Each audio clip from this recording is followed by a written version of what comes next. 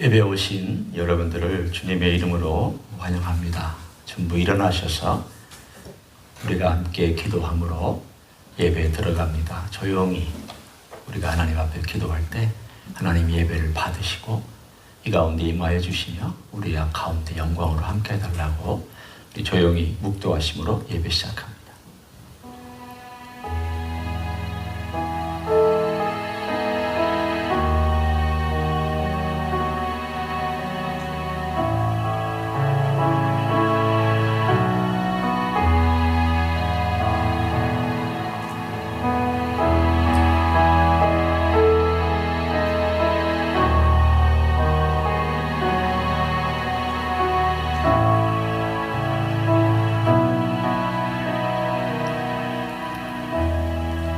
우리 예배를 받으소서.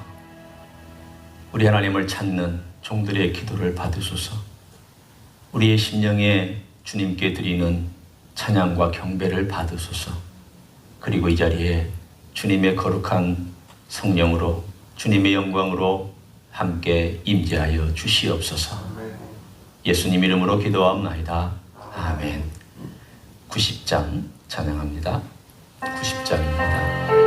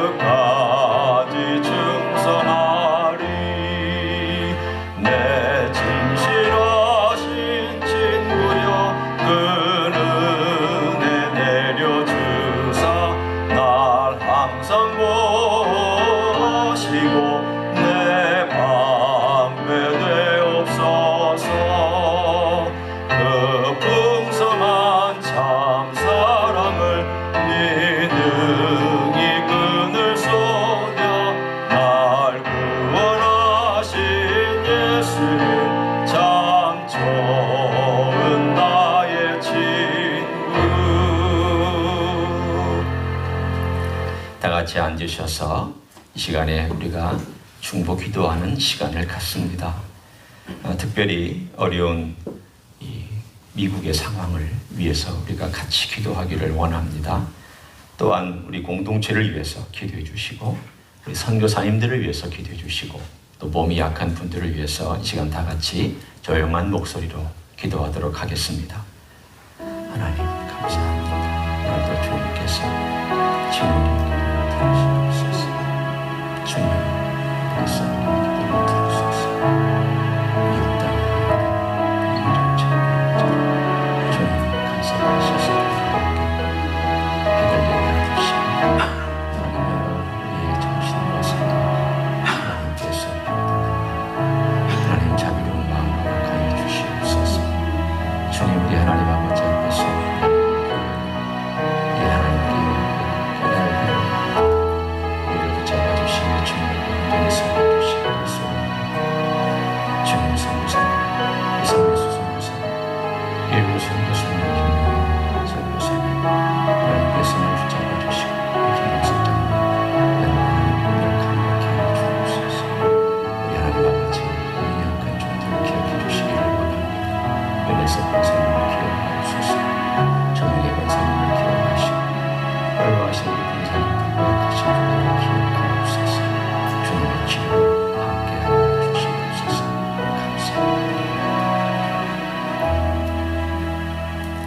이 모든 기도의 제목을 사랑이 많으신 예수님의 이름으로 기도하옵나이다.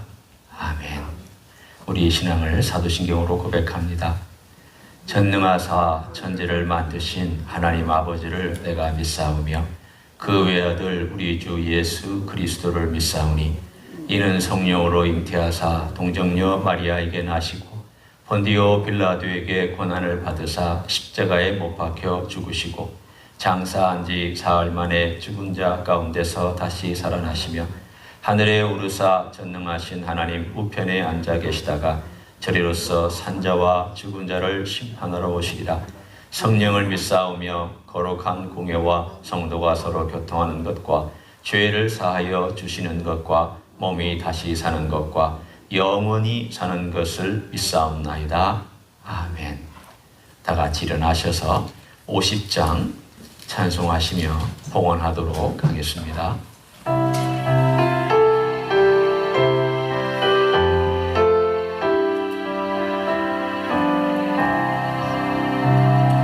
내게 있는 모든 것을 아낌없이 드리네. 사랑하고 의지하며 주만 따라 살리라. 주께 드리네. 주께 드리네.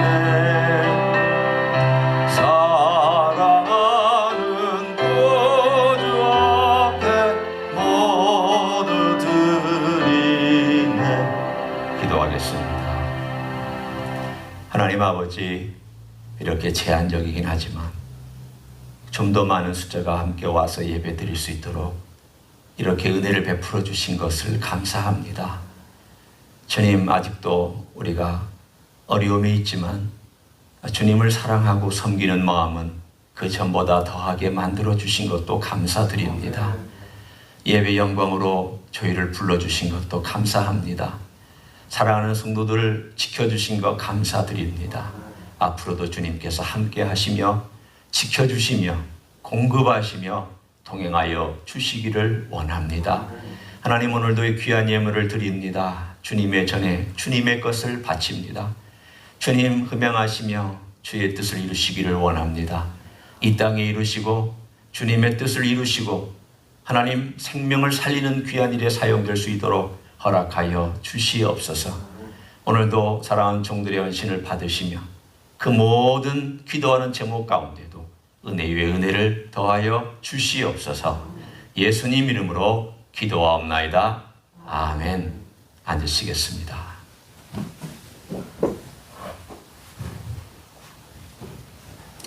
광고 말씀드리고 말씀을 읽고 말씀 나누도록 하겠습니다.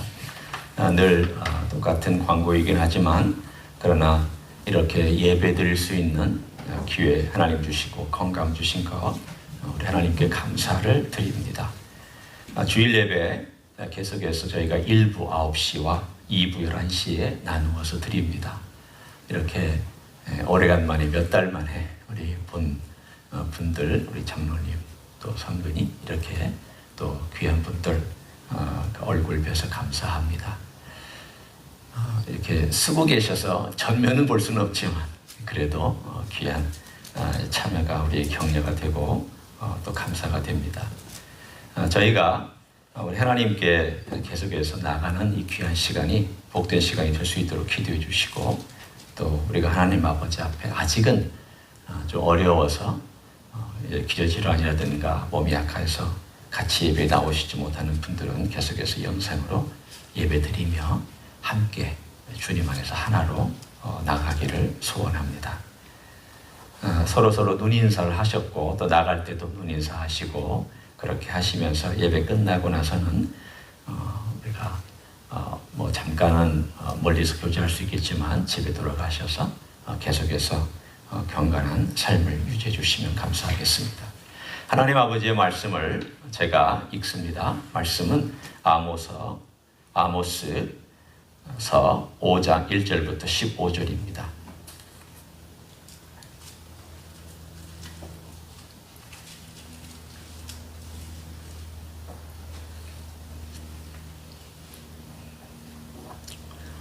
아모스 5장 1절부터 15절의 말씀을 제가 봉독합니다. 이스라엘 족속아, 내가 너희에게 대하여 애가로 지은 이 말을 들으라. 처녀 이스라엘이 엎드러졌으며 다시 일어나지 못하리로다. 자기 땅에 던져오며 일으킬 자 없으리로다. 주 여호와께서 이와 같이 말씀하시되 이스라엘 중에서 1000명의 행군에 나가던 성읍에는 100명만 남고 100명이 행군에 나가던 성읍에는 10명만 남으리라 하셨느니라. 여호와께서 이스라엘 족속에게 이와 같이 말씀하시기를 너희는 나를 찾으라. 그리하면 살리라. 베델을 찾지 말며 길갈로 들어가지 말며 브엘세바라도 나아가지 말라. 길갈은 반드시 사로잡히겠고 베델은 비참하게 될 것임이라 하셨나니 너희는 여호와를 찾으라. 그리하면 살리라. 그렇지 않으면 그가 불같이 요셉의 집에 임하여 멸하시리니 베델에서 그 불들을 끌 자가 없으리라. 정의를 쓴 쑥으로 바꾸며 공의를 땅에 던지는 자들아, 묘성과 삼성을 만드시며 사망의 그늘을 아침으로 바꾸시고 낮을 어두운 밤으로 바꾸시며 바닷물을 불러 지면에 쏟으시는 이를 찾으라. 그의 이름은 여호와시니라. 그가 강한 자에게 갑자기 패망이 이르게 하신즉 그 패망의 산성에 미치느니라. 무리가 성문에서 책망하는 자를 미워하며 정직히 말하는 자를 싫어하는도다.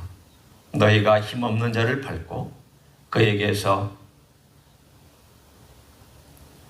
미래 부당한 세를 거두었은즉 너희가 비록 다듬은 돌로 집을 건축하였으나 거기 거주하지 못할 것이요 아름다운 포도원을 가꾸었으나 그 포도주를 마시지 못하리라.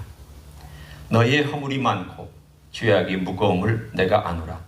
너희는 의인을 학대하며 뇌물을 받고 성문에서 가난한 자를 억울하게 하는 자로다. 그러므로 이런 때에 지혜자가 장장하나니 이는 악한 때임이니라. 너희는 살려면 선을 구하고 악을 구하지 말지어다. 만군의 하나님 여호와께서 너희의 말과 같이 너희와 함께 하시리라.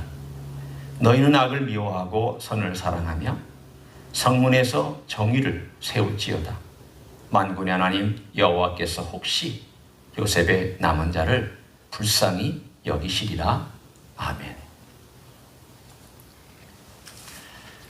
제가 한 6가지 정도의 문장을 읽어 드릴 테니까 이것이 과연 우리 시대에 다 맞는 말인가에 대하여 한번 생각해 보시기를 바랍니다.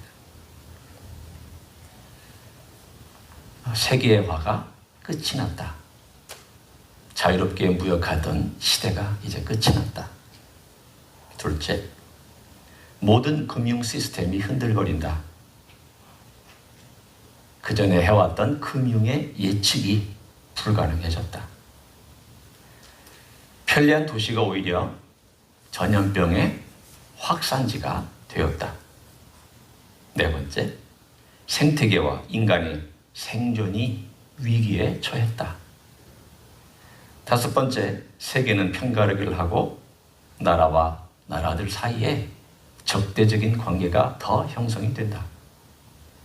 여섯째, 리더십이 무너지고 혼란을 극복할 리더가 보이지 않는다. 이 중에 혹시 틀린 것이 하나라도 있을까요? 제가 묘사한 내용 중에 이 시대가 아니다, 우리 시대하고 상관이 없다라고 하는 그런 내용이 있겠습니까? 아마 이보다 더하면 더했지 덜하지는 아니할 것입니다. 모든 것이 흔들리는 정도가 아니라 무너지고 그리고 나서는 무엇이 새로 다가올지에 대하여 지금 아무도 예측하지 못합니다. 이런 상황 속에서 사람들은 영웅을 기다립니다. 참 묘하죠. 그럴 수밖에요. 이 문제를 다 해결할 수 있는 어떤 영웅의 이야기를 사람들은 갈망합니다. 어떤 영웅이 나타나서 이 문제들을 해결하고 이 세계를 구원할 그런 멋진 히어로가, 영웅이 있으면 좋겠다. 특별히 미국 사회는 영웅의 사회잖아요. 영웅 히어로를 떠받들어주고 그 영웅을 기대하는 그런 사회가 미국이 또 한국이고 모든 세계 사람들의 아마 열망일 것입니다. 근데 묘하게도 이렇게 혼란하고 어떤 일들이 진행될까를 모르는 세상에는 꼭 압살롬 같은 사람이 마음을 훔치면서 나타나는 경향이 있습니다. 히틀러 같은 사람이 이런 혼란한 때에 영웅인 듯 나타나는 경향이 있습니다. 사람은 혹해서 넘어갑니다. 압살롬에게 마음을 뺏깁니다. 독일 사람, 독일 기독교 대부분이 다 히틀러에게 지지하고 히틀러를 정신적으로, 신학적으로, 신앙적으로 지지해 줬습니다. 우리는 과연 이런 혼란이 생길 수 있는, 더 큰 혼란이 생길 수 있는 이 시대에 우리가 어떻게 살아야 될까? 하나님은 이 시대에 대하여 뭐라고 말씀하고 계시는 걸까? 우리가 뭘 바라봐야 할까? 그리고 우리는 뭘 기대하고 무슨 행동을 해야 할까에 대하여 저는 아모스서를 쭉 읽으면서 거기서 하나님의 음성을 듣기를 소원합니다. 아모스 시대, 지금부터 약 한 2750에서 770년 전, 예수님 오시기 전 8세기 중반의 사람입니다. 그때의 이스라엘은 대단한 불을 쌓았습니다. 특이하죠. 그동안에 위에서 치고 옆에서 쳐서 흔들흔들거리던 나라가 갑자기 부유하게 됐습니다. 거기는 이유가 있습니다. 그 북쪽에 있던 아수르가 힘이 약해져서 자기들 내분 때문에 다른 나라 신경 쓸 겨를이 없었고요. 옆에 있는 아람도 힘이 약해져서 이스라엘을 힘들게 할 수 없는 그런 상황에서 약 한 760년경 여로보암 2세가 다스리던 때에 이스라엘은 중개무역을 통하여서 대단한 부를 쌓았습니다. 대단한 부를 쌓자 그들은 생각했습니다. 야, 하나님이 우리를 축복해 주시는가 보다. 참 사람들은 이상합니다. 꼭 돈이 많이 생기고 부유하게 되고 뭐가 잘 되면 하나님이 우리를 축복한다라고 그냥 직결해서 생각합니다. 자기 삶의 내용이 어떤가에는 아무 상관없이 야, 하나님이 축복해 줬나 보다. 그들 똑같이 그렇게 생각했습니다. 그러나 그 사회의 내면은 완전히 엉망진창이었습니다. 대부분의 선지자들은 다 박수를 쳤습니다. 신학적으로 사람들이 정권을 지지하고 부유를 지지하면 이거 참 막을 수가 없습니다. 하나님이 당신을 축복한다. 하나님이 왕을 축복한다. 하나님이 이 나라를 축복한다. 그때 갑자기 어디선가에 들어보지도 못한 한 사람이 남방에서부터 남유다에서부터 올라와서 북쪽에서 예언을 시작했습니다. 그 사람은 선지자 학교를 다닌 사람도 아닙니다. 요즘 말로 하면 신학교를 다닌 사람도 아닙니다. 그 사람은 농부였습니다. 그 사람은 양을 치는 목자이기도 했습니다. 그 사람의 직업을 따지면 두 가지 직업이었죠. 듀오를 가지고 있었던, 하나는 목동이었고 하나는 또한 농사짓는 농사꾼이었습니다. 갑자기 하나님께서 강력하게 그 사람에게 임하자 그가 하나님의 그 감동을 가지고 북쪽에 올라가서 그 북쪽의 실상들에 대하여 낱낱이 얘기하기 시작을 했습니다. 오늘 우리가 읽은 내용은 그 내용 중에 극히 일부분에 불과합니다. 어떤 것을 지적하고 있었을까요? 그 시대에 어떤 일이 일어나고 있었을까요? 그 시대에 점점점 부유한 자는 더 부유해지고 가난한 자는 더 가난해졌습니다. 그럴 수밖에 없는 이유가 있었습니다. 먼저 우리가 4장을 한번 봐서 4장에 어떤 일들이 일어나고 있었는지 그리고 어떤 일이 일어났었는지 제가 잠깐 건너가면서 얘기를 합니다. 4장 6절을 한번 보시면 거기에 하나님께서 각 성읍에 양식을 떨어지게 하셨습니다. 기근을 일으키셨죠. 또 7절에 가보면 비를 내리시지 않았습니다. 기근, 가뭄이 있었습니다. 또 9절에 가보면 곡식을 마르게 하는 재앙이 있었습니다. 곡식에 재앙을 하나님 주셨습니다. 또 10절에 가보면 전염병을 하나님 보내셨습니다. 또 바로 아래절에 칼을 보내셨습니다. 그리고 나서 11절에 가보면 성읍을 무너뜨리셨습니다. 아마도 이것은 지진을 말씀하는 내용일 것입니다. 하나님께서 여러 가지 재앙을 주셔서 그 재앙 속에서 하나님이 메시지를 전달하고 있었습니다. 그런데 그들은 이 재앙을 보면서도 전혀 자기들이 무엇이 잘못인지를 깨닫지 못하고 있었습니다. 재난이 있으면 누가 제일 피해를 볼까요? 여러분 같으면 재난이 일어나면 제일 힘드는 나라나 제일 힘들어하는 사회 계층은 어떤 사람인가? 여러분 다 압니다. 가난한 사람, 보호받지 못하는 사람, 제일 먼저 피해받습니다. 제일 먼저 어렵게 겪습니다. 기근이 오고 가뭄이 있고 양식이 떨어지고 지진이 일어나고 살 길이 막막하니까 자기의 전답을 팝니다. 그리고 자기를 종으로 팝니다. 그래서 돈이 많은 사람들은 더 땅이 늘어나고 더 부유해집니다. 이 사회하고 참 똑같습니다. 위기가 있으면 부자는 더 부자가 되고 가난한 사람은 더 가난하게 되는 것 같고 그 시대나 지금이나 똑같습니다.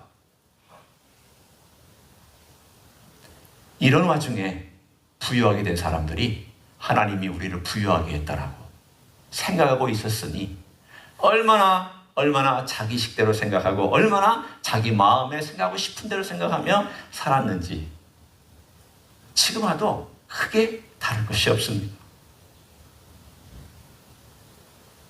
증상이 있으면 이 증상에는 원인이 있습니다. 이 원인이 무엇이었을까? 우리가 이 원인은 결국 그들 안에 있었던 지도자들과 선지자들과 그리고 앞에 있었던 제사장들이 죄를 범하였는데 그 죄는 다른 것이 아니라 불의를 행하는 것이었습니다.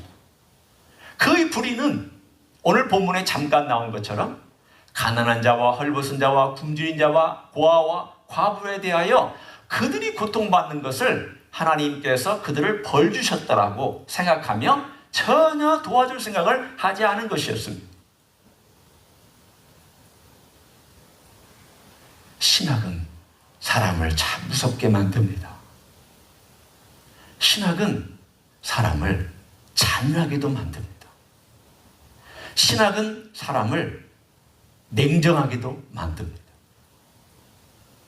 오늘 이 미국을 보면 이 증상들이 있으며 원인이 있으며 더 깊은 원인까지 하나님께서 들춰내십니다. 우리가 팬데믹에 대해서 오랫동안 고통당하고 있죠. 하나님께서 이 미국이라는 사회에 대하여 이 팬데믹을 주셨을 때 뭐 다른 세계도 그렇지만 안전하다 평안하다 한 이 사회에 하나님께서 너 정말 평안하느냐고 물으시는 도전이었습니다. 지금도 묻고 계십니다. 정말 평안하고 정말 안전하냐? 네가 믿고 사는 물질이 너의 전부였더냐? 미국이 너의 피난처였더냐? 아니다. 하나님 우리의 교만과 우리의 안전함과 우리의 게으름에 대하여 강하게 도전하시는 내용입니다. 얼마 전에 이 어려운 인종차별의 문제 때문에 한 사람이 죽었습니다. 흑인 한 분이 죽었죠. 이것 때문에 폭력이 일어나고 데모가 일어났습니다. 그래도 요즘은 건강하게 데모를 하고 있다는 것에 대하여 우리 마음에 안도를 하고 있습니다. 그러나 저는 그래도 미국의 양심이 살아있구나. 불의에 대하여 인종차별에 대하여 분노할 수 있는 사람들이 있구나. 분노하는 자체가 이거 건강한 거다. 왜 그럴까요? 미국 사회는 인종차별이 깊이 뿌리를 내리고 있습니다. 어디까지 거슬러 올라갈까요? 건국 초기부터, 아니 그 이전부터, 처음 이게 왔을 때부터 인종차별이 있습니다. 인디안들을 몰아낼 때 신학이 거기에 뒷받침해 줬습니다.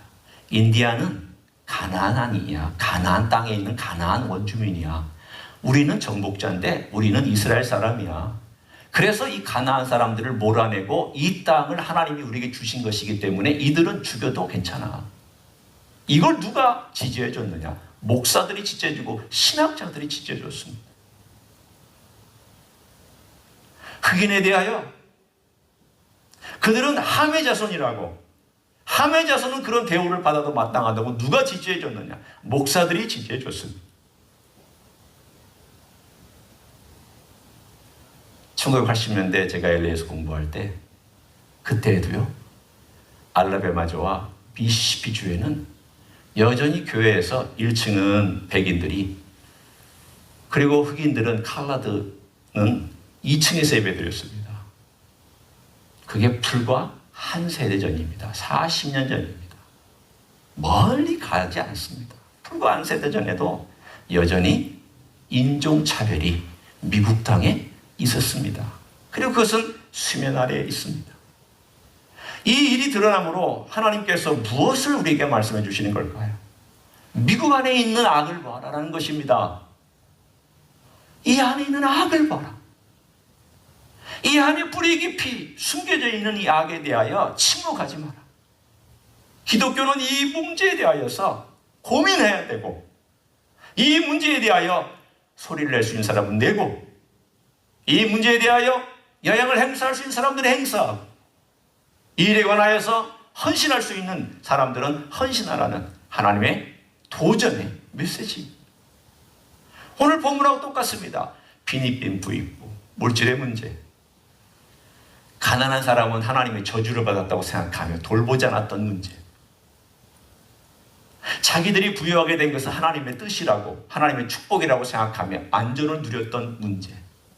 오늘 이 미국 사회가 갖고 있는 문제점 하나하나가 아모스 시대에도 똑같이 있었던 것을 우리는 볼 수 있습니다. 그러면 하나님 아버지 앞에 우리는 어떻게 해야 할까요? 오늘 4장과 5장에 걸쳐서 하나님의 애타는 음성을 우리가 듣기를 원합니다.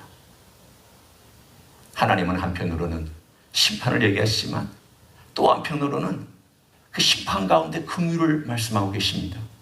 하나님은 항상 한 가지만 말씀하지 않습니다. 너희들이 선택을 잘하기를 원한다.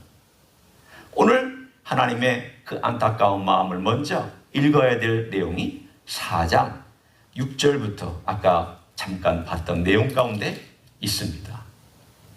그 내용이 오늘 6절에 나오는 내용입니다. 내가 너희 모든 성읍에서 너희 일을 깨끗하게 하며 너희 각 처소에서 양식이 떨어지게 하였으나 너희가 내게로 돌아오지 아니하였느니라. 오늘 여기서 너희가 내게로 돌아오지 아니하였다라고 하는 말씀이 6절부터 여기 말씀하는 11절까지 5번이 등장을 합니다. 하나님께서 너희가 돌아오지 아니했다, 돌아오지 아니했다라는 이 말씀을 이렇게 5번이나 강조하는 내용은 무엇일까? 하나님의 바람이 있었습니다. 돌아와라. 돌아와라. 하나님의 그 간절한 심령이, 그 애타는 심령이 그 기회를 주시려고 처음에는 이 정도의 수준에서 기회를 주시고 그 다음에 돌아오지 않을 때는 조금 더 가하게 해서 기회를 또 주시고 그 다음에 조금 더 세게 해서 기회를 주시고 기회를 계속해서 주시고 막다른 골목에 도달할 때까지 기회를 주시는데 이스라엘은 그 기회를 주시는 것에 대하여 하나님께 돌아오지 않았음을 하나님께서 너무 가슴 아프게 생각하며 아모스를 통하여서 선언한 내용입니다. 돌아오지 않는다. 돌아오지 않는다. 돌아오지 않는다. 이건 역으로 말하면 무슨 뜻일까요? 너희들 돌아오지 않고 있는데 내가 마지막으로 얘기한다. 돌아와라. 그 메시지 아닐까요? 내가 마지막으로 얘기하는데 돌아와라. 돌아오려면 어떻게 해야 될까요? 하나님이 계속 반복해서 말씀하실 때에 이런 재앙들이 있을 때 그 재앙들의 현상을 보면서 이 재앙은 하나님의 손길 가운데 일어나는 것이구나라는 것을 우리가 알아야 될 필요가 있습니다. 재앙? 이거 지나가면 또 괜찮아지겠지. 또 인간은 살아남겠지. 그런 마음이 아니라 하나님께서 이 재앙을 통하여 우리에게 무엇을 깨우쳐 주시는 것일까? 우리 주님께서 우리에게 깨우쳐 주시려고 하는 것은 무엇일까? 내가 뭘 지금 잘못하고 있는 것일까? 아니면 도대체 이 미국이라는 사회가 뭐가 잘못된 것일까? 인류가 뭐가 잘못된 것일까? 이 하나님 아버지 앞에서 깨우쳐 주시기 위한 기회.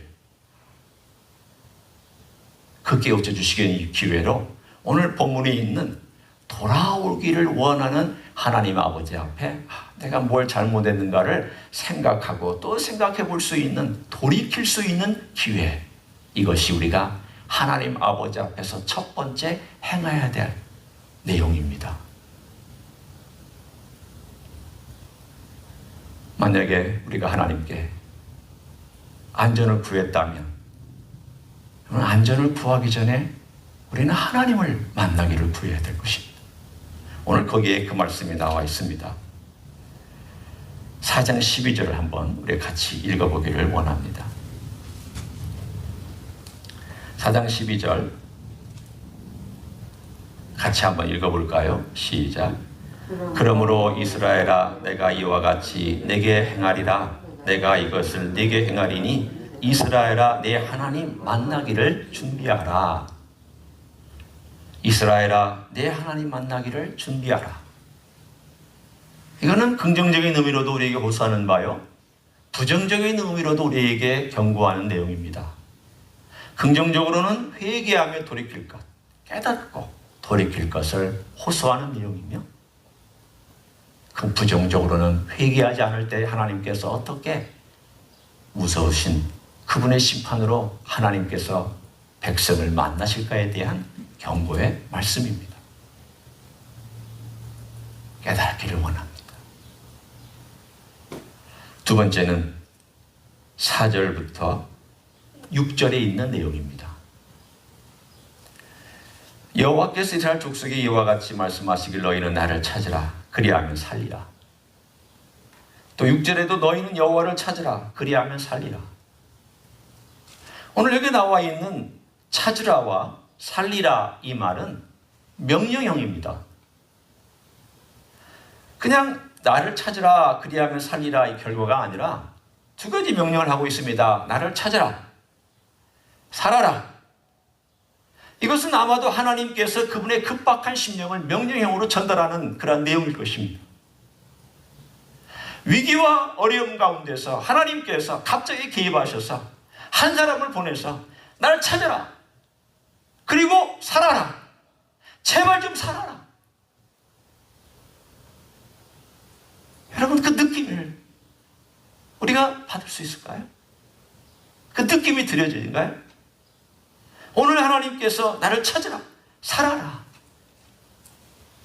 여기서 찾으라는 것은 여러 가지가 있습니다. 오늘 본문에 베델로 가지 말라, 길갈로 가지 말라. 이 말은 내가 내 스스로 하나님을 만들어 놓고 하나님은 이런 분이다라고 스스로 만들지 말고 나를 알아야, 나를 배우라는 뜻입니다. 우리 하나님을 정말 찾기를 원하고 우리 주님을 찾기를 원합니다. 성령님의 음성을 듣기를 원합니다. 성령께서 내 안에서 정말 직접 말씀하시기를 좀 구할 수 있는 하나님의 사람들이 되었으면 좋겠습니다. 성령님은, 예수님은 직접 말씀하시기도 합니다. 내 안에서. 우리는 적혀있는 말씀을 통해서만 생각하지만 이 적혀있는 말씀을 가지고도 말씀하시지만 주님께서 내 안에서 내 그 순간순간마다 나를 도와주시는 하나님을 내가 그 임재 안에서 찾고 또 구하는 그런 마음의 결심. 왜냐하면 주님은 분명히 찾는 자에게 드러내 주시겠다고 약속하셨으니까. 우리의 간절한 기도는 딱 한 가지밖에 없습니다. 주님을 간절한 마음으로 찾습니다. 주님 도와주시기를 원합니다. 성령님 말씀해 주시기를 원합니다. 성령님 제가 듣기를 원합니다.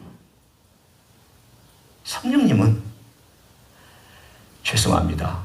말씀 안에 갇혀있는 분이 아닙니다. 그래서 어떤 분이 이런 말씀을 했습니다. 많은 기독교인들이 삼위일체 하나님을 믿고 있는데 약간 다른 삼위일체 하나님을 믿고 있다고 그분이 말씀했습니다.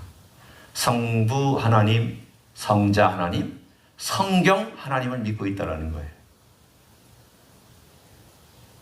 무슨 뜻인지 여러분 아시죠? 우리는 성경에 대해서 막 연구를 하고 성경에 대해서 많이 고민을 하지만 성령 하나님께서 그분이 자유롭게 바람처럼 그분의 의도와 그분의 뜻대로 그분이 마음껏 일하시도록 그분에게 맡겨드리며 그분의 음성을 듣는 일에는 우리가 참 게을르다.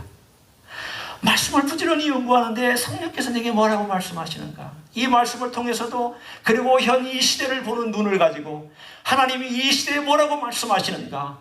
하나님을 찾아야 되는 이 시대에 우리가 얼마나 찾고 있는가에 대하여 우리가 너무 성령님을 등한시하고 있다고. 성경을 찾는 사람조차도 성령을 등한시하고 있다고. 하나님 말씀을 외우는 자들도 성령을 등한시하고 있다고. 찾아야 되죠. 우리는 주님을 찾고 성령님의 음성을 찾고 또 두드리고 또 구하는 그 자에게 주님은 분명히 계시하시며 우리의 나아갈 길을 인도하여 주실 줄로 믿습니다. 아멘. 세 번째는 그의 결과입니다. 이 땅에 우리가 살아가는 동안 주님을 찾고 성령님의 음성을 찾으면서 우리가 이 사회를 위하여 기도하고 우리가 할 수 있는 제한된 거지만 작은 것 하나하나를 실천하기 원합니다. 미국 땅이 인종차별이 사라질 수 있도록 우리의 기도 제목으로 삼기 원합니다. 이 땅의 재판이 돈 때문에 왜곡되지 않기를 위해서 기도하기를 원합니다. 우리가 노숙자를 위해서 헌신했던 이 헌신을 다시 시작할 수 있도록 우리 하나님께서 우리 교회 주신 큰 축복이었던 것입니다. 제가 지금도 생각하면 우리 교회 주셨던 그 축복을 다시 한번 언젠가 하나님께서 우리가 다시 행할 수 있는 그때가 다가오기를 위해서도 기도해 주시기를 바랍니다. 우리가 할 수 있는 만큼 하나님이 주신 선을 어떻게 이 사회에 돌려드릴 수 있을까를 생각하면 우리가 우리에게 주신 이 재난 가운데 주님 찾고 주님을 찾는 여러분 되시기를 예수님의 이름으로 간절히 축원합니다. 아멘. 기도하겠습니다.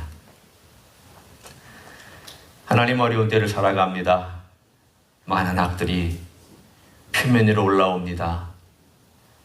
이 사회에 불공평하고 불의한 일들이 목소리로 나오고 또 사람들의 눈에 띄게 됩니다. 주님, 이런 상황 속에서 우리가 어떻게 살아야 될지를 다시 한번 생각해 봅니다. 주님께 돌아가기 위하여 우리의 잘못을 보게 하시고 우리 하나님 부지런히 찾는 하나님의 종들이 되기를 원합니다.